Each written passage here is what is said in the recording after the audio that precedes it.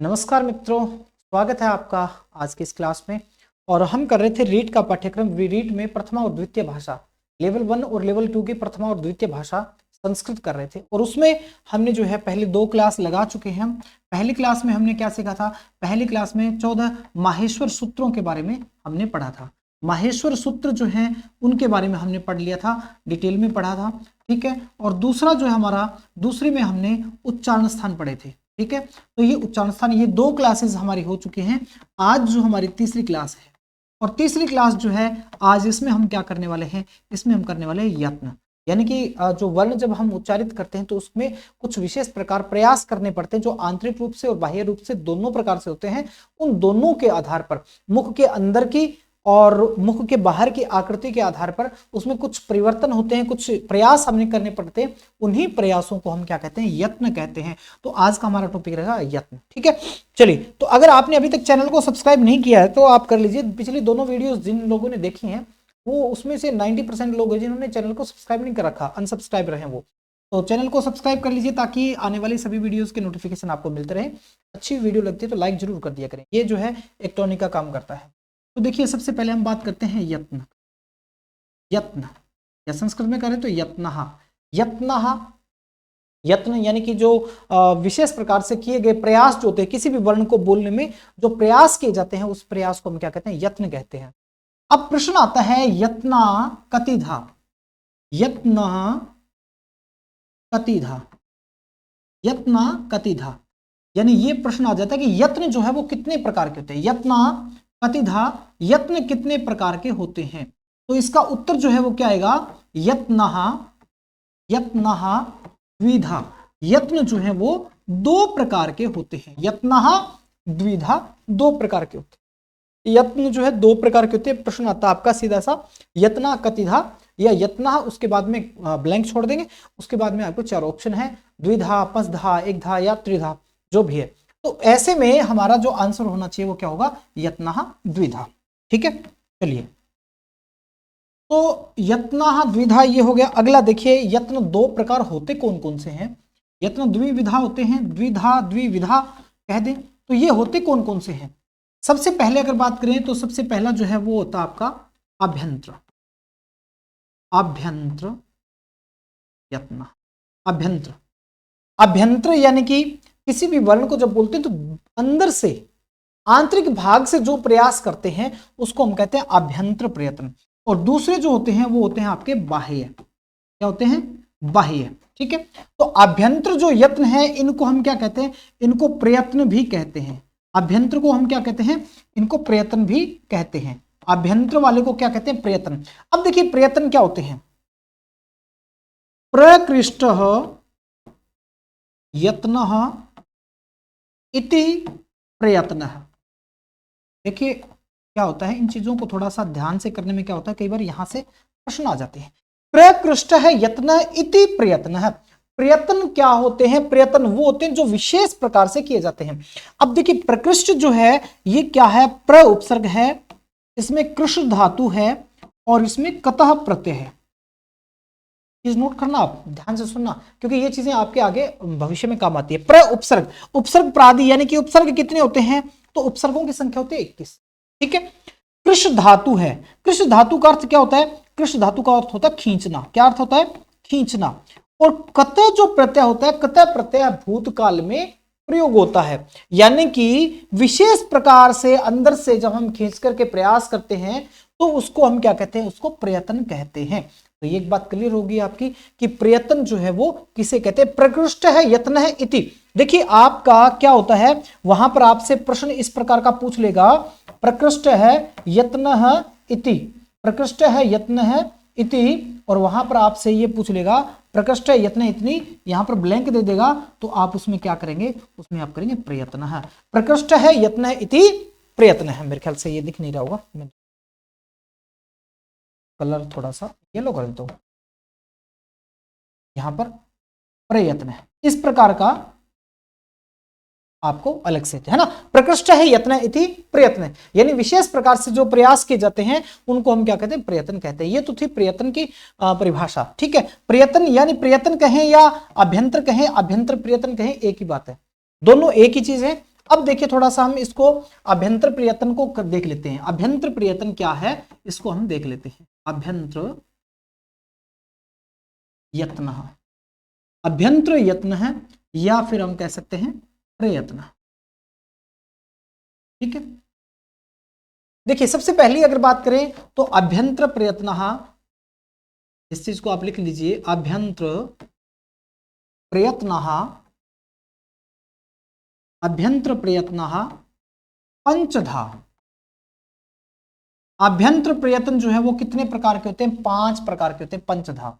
अभ्यंतर प्रयत्न पंचधा, अभ्यंतर प्रयत्न जो है वो 5 प्रकार के होते हैं। क्लियर तो दिख रहा होगा ना, ये दिख रहा है। तो ये 5 प्रकार के होते हैं। अब देखिए आपसे प्रश्न पूछेगा कि अभ्यंतर प्रयत्न कितने प्रकार के होते हैं, तो आप कहेंगे कि पंचधा होते हैं। लेकिन ये किसके अनुसार होते हैं?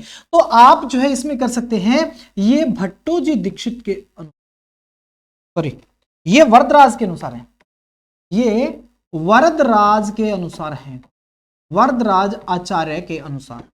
वरदराज आचार्य जो हैं ये कहते हैं कि जो अभ्यंतर प्रयत्न है वो 5 प्रकार के होते हैं। या फिर इसकी जगह क्या हो जाएगा, यहां इन्होंने ग्रंथ लिखा है लघु सिद्धांत कौमुदी, लघु सिद्धांत कौमुदी, लघु सिद्धांत कौमुदी के अनुसार जो है वो अभ्यंतर प्रयत्न कितने हैं? तो वो 5 है।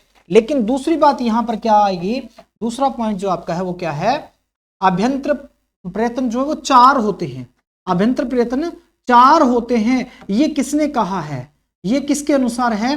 तो ये आपके किसके अनुसार है? तो ये भट्टोजी दीक्षित के अनुसार है। किसके अनुसार? भट्टोजी दीक्षित के अनुसार। भट्टोजी दीक्षित के अनुसार जो है वो कितने हैं? तो वो हैं प्रयत्न 4 है। ठीक है, भट्टोजी दीक्षित के अनुसार 4 प्रयत्न। चलिए आगे बढ़ते हैं। अब ये प्रयत्न है कौन कौन से देख लेते हैं। सबसे पहले देखिए प्रयत्न जो है, अभ्यंतर प्रयत्न की बात करें 5 हैं, तो अभ्यंतर प्रयत्न 5 हैं। ये 5 कौन कौन से हैं इनको अलग से हम देख लेते हैं। ठीक है, पहला आपका पृष्ठ, ठीक है, उसके बाद दूसरा जो आता आपका ईशत सपृष्ठ,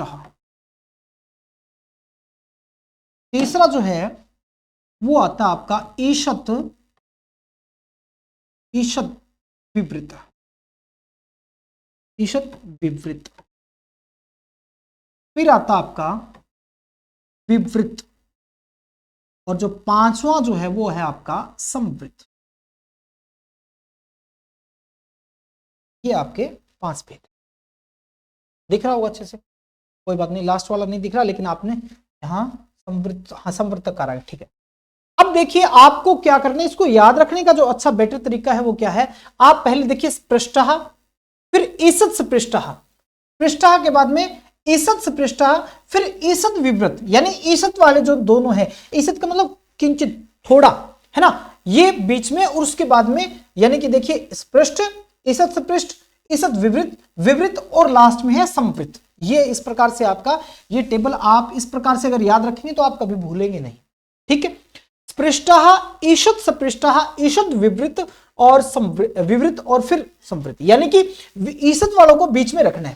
ठीक, अब ये मैं क्यों बता रहा हूं बीच में क्यों रखना है, इसके लिए आपको क्या याद रखना है, अगली चीज ये रखना है कि यहां से ये जो स्पृष्ट होते हैं उसके लिए एक शब्द है कादयो मावसाना, कादयो मावसाना, कैसे शुरू होता है और मैं तक जो है वो स्पृष्ट, कादयो में अवसाना सपृष्ट, यानी कि कैसे लेकर के मैं तक, कैसे आके आदि है और मैं में अवसान, अवसान का अर्थ होता है समाप्त होना, यानी कैसे शुरू करके और मैं को जहां समाप्त होते हैं वो सारे क्या होते हैं, वो सारे आपके पृष्ठ होते हैं, यानी कि क ख ग घ और अंग। ठीक है, इसी प्रकार पूरा च वर्ग, फिर ट वर्ग, फिर त वर्ग, फिर प वर्ग, ये 5 जो वर्ग हैं आपके, यानी कि यहां लास्ट में प फ ब भ और मैं, यहां तक जितने हैं वो सारे के सारे क्या हैं, वो सारे सपृष्ठ हैं। हिंदी में आपको याद होगा, हिंदी में अगर आपने देखा है तो इनको हम कहते हैं स्पर्श व्यंजन। ठीक है, क्या कहते हैं, स्पर्श व्यंजन, क्या कहते हैं, स्पर्श व्यंजन, स्पर्श व्यंजन। ठीक है, तो स्पर्श व्यंजन का अर्थ क्या है कि जब हम इनको उच्चारित करते हैं, ये कितने होते हैं, ये होते हैं, इनकी संख्या होती है 25। ये भी पेपर में पूछा जा सकता है। यहां भी ये भी आ सकता है आपका कादयो मावसाना खालिस्तान, कैसे शुरू होकर के मैं तक जो अवसान होता है, मैं के पास जाकर समाप्त हो जाते हैं, वो क्या होते हैं, तो आप कहेंगे जी स्पृष्ट होते हैं। वो क्या होते हैं, स्पृष्ट व्यंजन होते हैं। क्या होते हैं, वो स्पृष्ट होते हैं। ठीक है, ये प्रयत्न है, यानी कि जब इनको कहीं ना कहीं जब इनका उच्चारण करते तो कहीं ना कहीं स्पर्श जरूर होता है हमारे वाग तंत्र में, इसलिए इनको स्पष्ट या स्पृश या स्पृष्ट कहा है। ठीक है, ये स्पृष्ट जो शब्द बना है वो कैसे बना, स्पृश धातु के साथ जो है वो कतः प्रत्यय है। ठीक है, तो यहां पर जो है ये सटुत्व संधि हो जाती है, यहां पर इस शय को जो है मूर्धन्य शय बन जाता है और ये तय को टय हो जाता है। तो इस प्रकार से स्पृष्ट जो है वो बन जाता है। ये हम जब संधि करेंगे तब ये आपका अच्छे से क्लियर होगा। ठीक है, तो यहां आप देखेंगे तो कादयो मावसाना स्पृष्टः, यानी कादयो मावसाना स्पर्शः क्या होता है, कादयो मावसाना स्पर्शा होते हैं।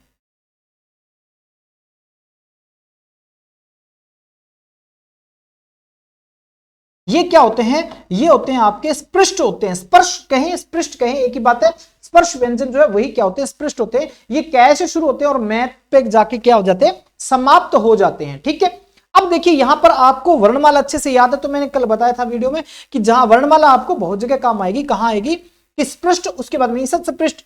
तो ईसत स्पृष्ट में कौन आता है, कह मैं तक आ गया, मैं के बाद में आता है ये रे ले और वह, ये रे ले वह। ठीक है, ये किस में आ गया, ईशत स्पृष्ट में आ गया। यानी जब इनका उच्चारण करते हैं तो कुछ जो हमारे कुछ जगह पर जो है स्पर्श होता है, और उसके बाद में इनके बाद में क्या आता है, इनके बाद में ये आता है, इनके बाद में ये आता है और इनके बाद में ये आता है। यानी कि आप वर्णमाला को कंटिन्यूअसली लिखते रहिए कि पहले आए 25 वाले, यानी कैसे लेकर मैं तक स्पर्श व्यंजन होते हैं, वो आपके यहां आगे स्पृष्ट में। ठीक है, उसके बाद में क्या होते हैं, उसके बाद में होते हैं अंतस्थ। क्या आते हैं, अंतस्थ। अंतस्थ जो है वो क्या है, अंतस्थ है वो क्या है, आपके ईशत स्पृष्ट हैं। ये रे ले वे, अंतस्थ जो है वो आपके ईशत स्पृष्ट है। इसके बाद में जो है आपके आते हैं ऊष्म। कौन से आते हैं, ऊष्म आते हैं। ऊष्म जो आपके वो ईशत विवृत है। आगे ना कैसे शुरू किया, क्या ये रे ले वे, ये रे ले वे, श से और है, यहां तक आ गया। तो ये सारे आपके ये जो स्पर्श व्यंजन से लेकर के आपका कैसे लेकर के है तक जो है, पहले 25 इसमें आ गए, 4 जो है अंतस्थ वाले ईसत स्पृष्ट होते हैं, और आपके ऊष्म भी कितने होते हैं, 4 होते हैं। कहने का अर्थ आपसे अगला प्रश्न पूछ लेगा कि स्पृष्ट व्यंजन कितने होते हैं, स्पृष्ट होते हैं 25, आपके ईशत स्पृष्ट कितने होते हैं, तो 4, और आपके ईशत विवृत कितने होते हैं, तो 4, यानी 25 और 4 29 और 4 33। ये आगे आपके अभ्यंतर प्रयत्न में, ये यहां तक आपके कौन से आगे, ये आगे आपके अभ्यंतर प्रयत्न के व्यंजन। ठीक है, अब देखिए इसमें ए ई, यानी कि ए ई की बात ही नहीं है, यहां पर हम क्या कह सकते हैं कि जो सारे स्वर हैं, हमारे जो सारे स्वर हैं वो स्वर सारे किस में आएंगे, सारे स्वर जो है, सब स्वर जो सारे के सारे है ना, वो किस में आ जाते हैं, सारे स्वर जो है वो किस में आ गए, विवृत में आते हैं, विवृत में आते हैं सारे स्वर। ठीक है, और संवृत, संवृत में केवल अकेले ए का अगर प्रयोग है, केवल अकेले ए का प्रयोग है तो वो संवृत में आएगा। अकेला जो ए है ना, जैसे ए अकेला कैसे आएगा, जैसे भू धातु, भू धातु में शप प्रत्यय है और आगे तिप प्रत्यय है ना। बहुती रूप जब सिद्ध करते हम तो भू से भू धातु शप का ए रह जाता है और तिप का ती रह जाता है।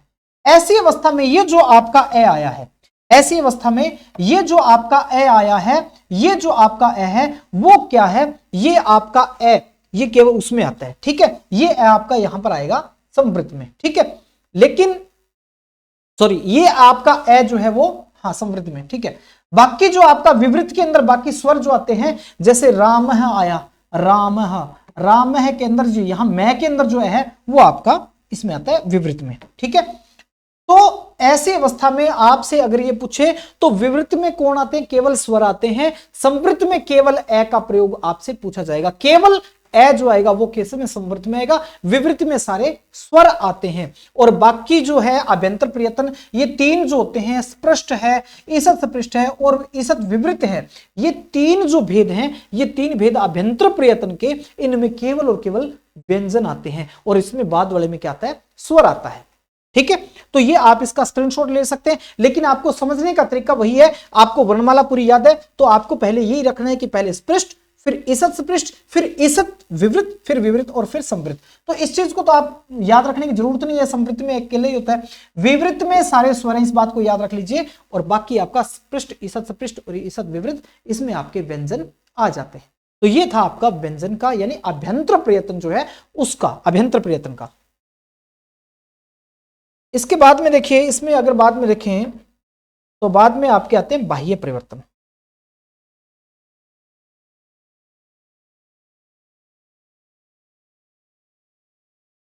बाह्य परिवर्तन क्या हो गया भाई?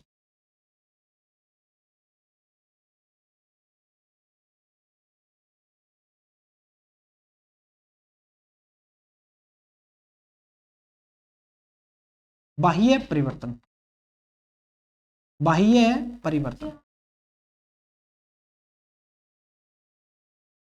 भाई।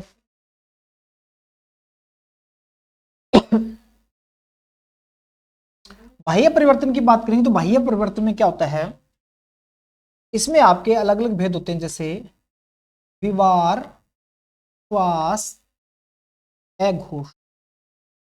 विवार, श्वास, अघोष ये एक है।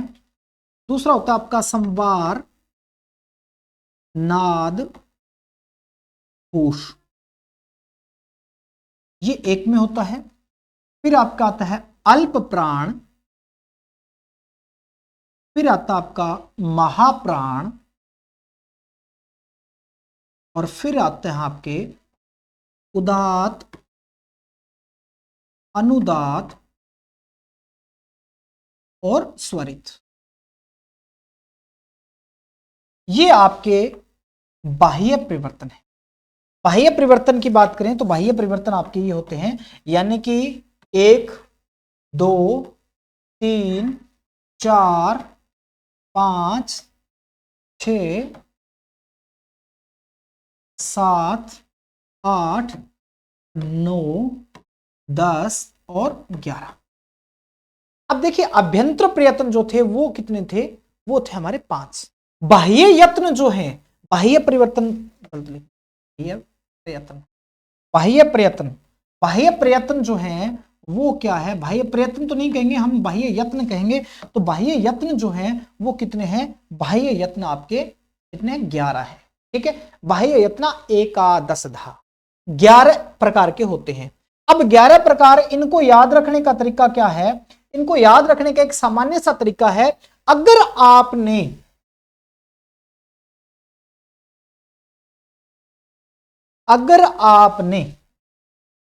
क्या है, प्रत्याहार सूत्र याद कर रखे हैं तो आपको बहुत आसानी से याद हो जाएगा। खर प्रत्याहार, हर प्रत्याहार में क्या होता है, विवार श्वास अघोष। खरो विवार श्वास अघोषः, खरो विवार श्वास अघोषः, खरो विवार श्वास अघोषः, यानी कि आपका पहले खालिस्तान दे देगा, उसके बाद में लिख देगा विवार श्वास अघोषः। क्या लिख देगा, विवार श्वास अघोषः, विवार श्वास अघोषः, तीनों को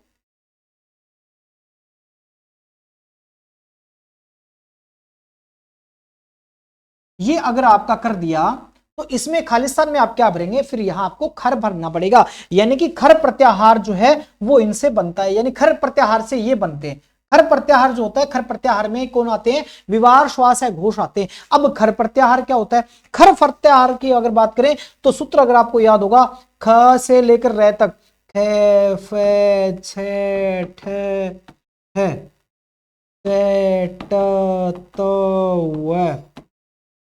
वह तो ना आएगा नहीं क्योंकि लास्ट में ना, लास्ट था खप चट चटता, फिर आ जाए ये कपय, फिर से और फिर आता है रे। तो रे को तो हमने छोड़ देना है क्योंकि रे लास्ट में है। ठीक है, तो खफ छठत चटतव कपय ससर हल, ये तीन प्रत्याहार, तीन जो है वह सूत्र आ जाते हैं खर प्रत्याहार में।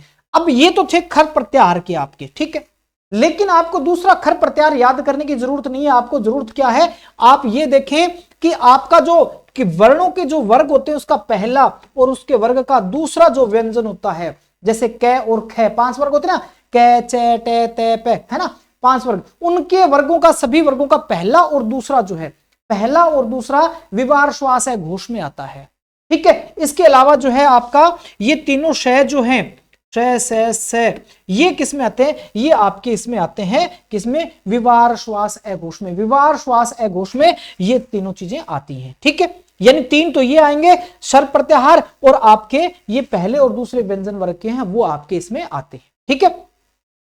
इसके बाद अगर बात करें तो दूसरा जो आता है, अब इसमें आपका दूसरे में क्या होता है, इसमें आता है आपका हस, हस प्रत्याहार।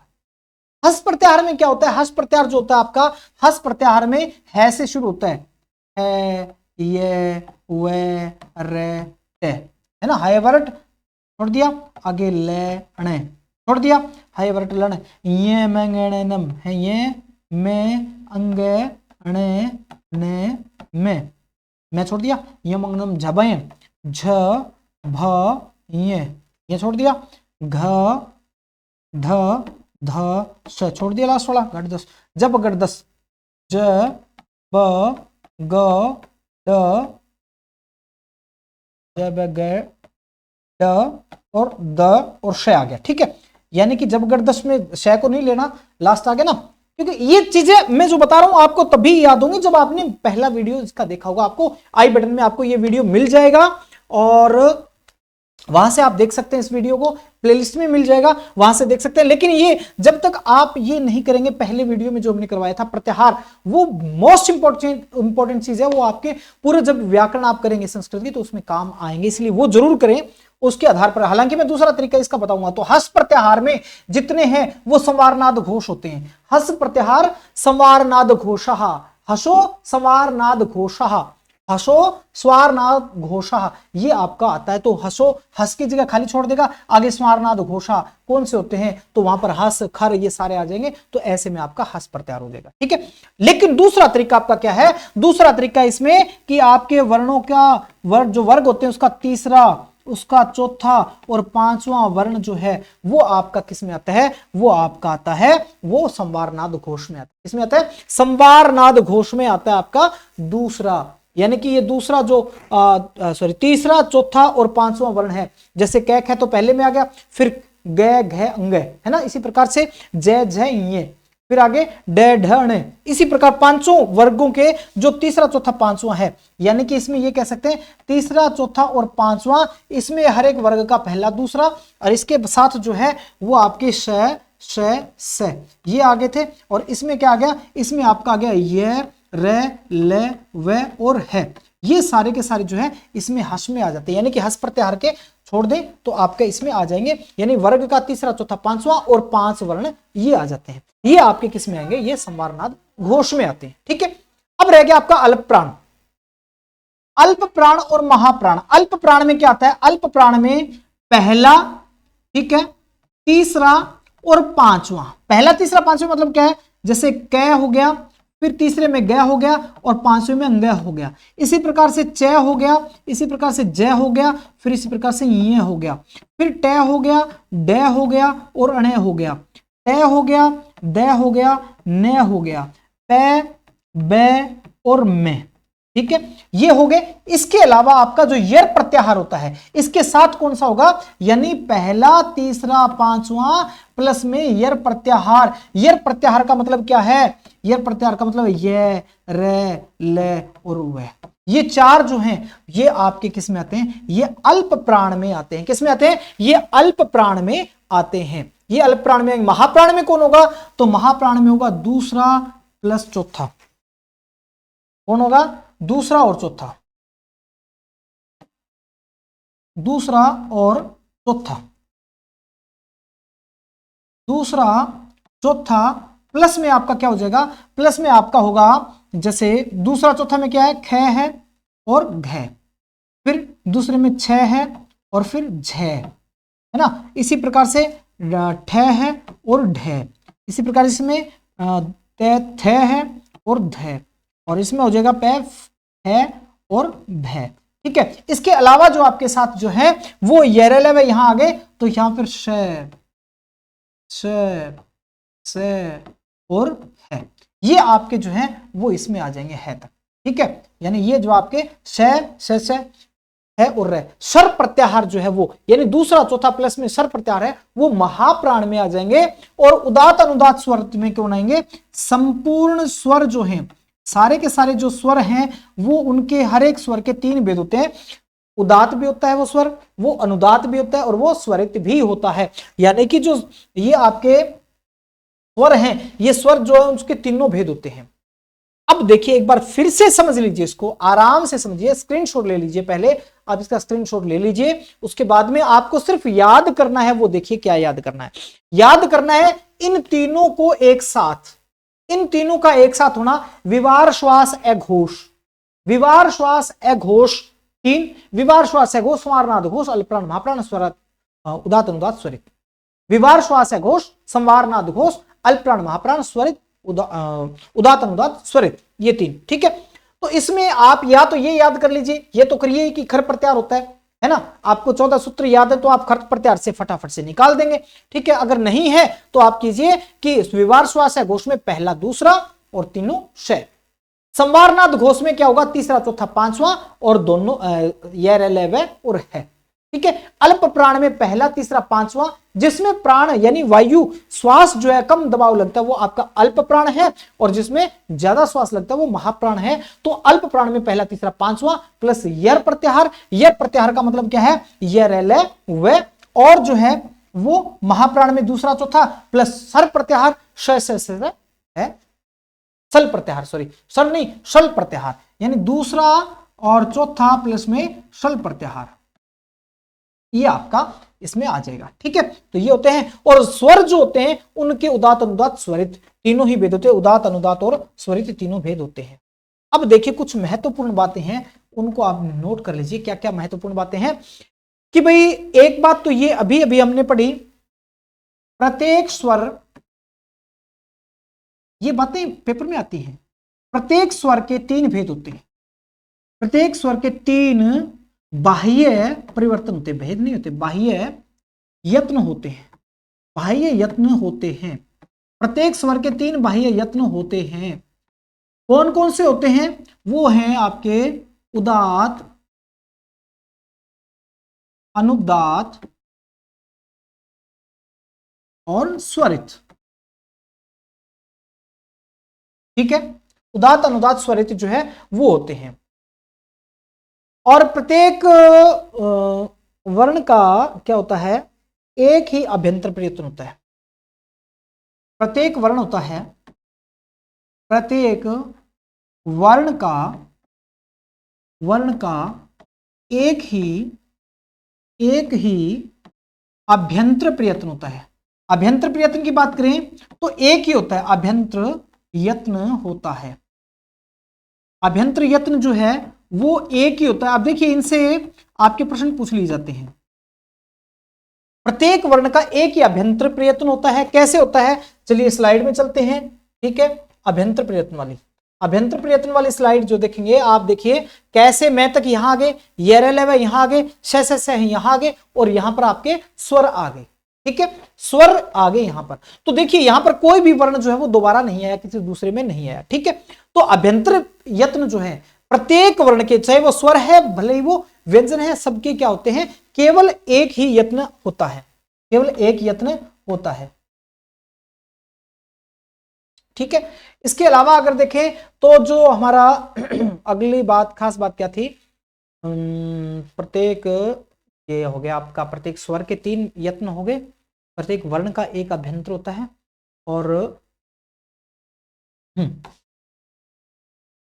प्रत्येक जो आपका प्रत्येक क्या कहते हैं, स्वर होता है ना, प्रत्येक स्वर होता है, स्वर, ये तो लिख दिया ना मैं, एक स्वर के, हाँ लिख दिया, हो गया हो गया हो गया हो गया।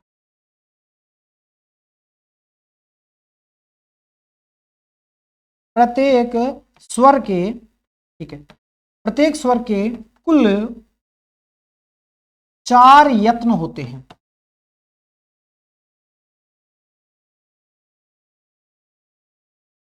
कुल 4 यत्न होते हैं। कैसे? एक होता है आभ्यंतर,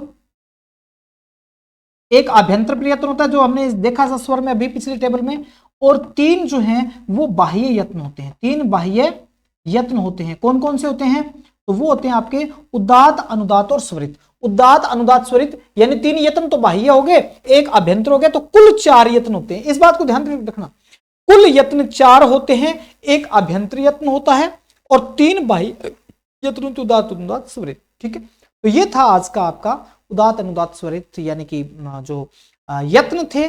कुल कितने यत्न होते हैं? तो वो कुल यत्न जो है द्विधा 2 प्रकार के होते हैं, और उसमें पहला होता है आपका अभ्यंतर प्रयत्न। अभ्यंतर प्रयत्न 5 प्रकार के होते हैं। दूसरा होता है बाह्य प्रयत्न। बाह्य प्रयत्न कुल कितने होते हैं? तो उनकी संख्या 11 होती है। ठीक है, तो विवार, श्वासय घोष, संवार, नाद घोष, अल्पप्राण, महाप्राण, उदात्त, अनुदात्त, स्वरित, ये 11 होते हैं। और जो है स्पृष्ट, ईसद सपृष्ट, ईसद विवृत, विवृत और संवृत्ति, ये 5 जो है अभ्यंतर प्रयत्न होते हैं। आप इनको अच्छे से स्क्रीनशॉट वगैरह ले सकते हैं, ये एग्जाम के पॉइंट ऑफ व्यू से काफी इंपॉर्टेंट है। उम्मीद करते हैं ये सारी चीजें आपको अच्छी लगी होंगी, पसंद आई होंगी। चैनल को कर लीजिए सब्सक्राइब, दोस्तों के साथ इस वीडियो को जरूर शेयर कीजिएगा, और इसकी पीडीएफ जो आपको हमारा वीडियो के साथ एक लिंक दिया होगा, उस लिंक के माध्यम से आप व्हाट्सएप ग्रुप में ज्वाइन हो सकते हैं, और उस ग्रुप में आपको ये पीडीएफ जो जितनी भी पीडीएफ होती है वो साथ के साथ क्लास के वहां आपको मिल जाएंगी, ताकि आपको स्क्रीनशॉट वगैरह लेने में दिक्कत ना हो। तो देखिए आज के वीडियो में इतना ही, और मिलते हैं नई वीडियो में। तब तक चैनल को कर लीजिए सब्सक्राइब। ठीक है, और बहुत बहुत धन्यवाद।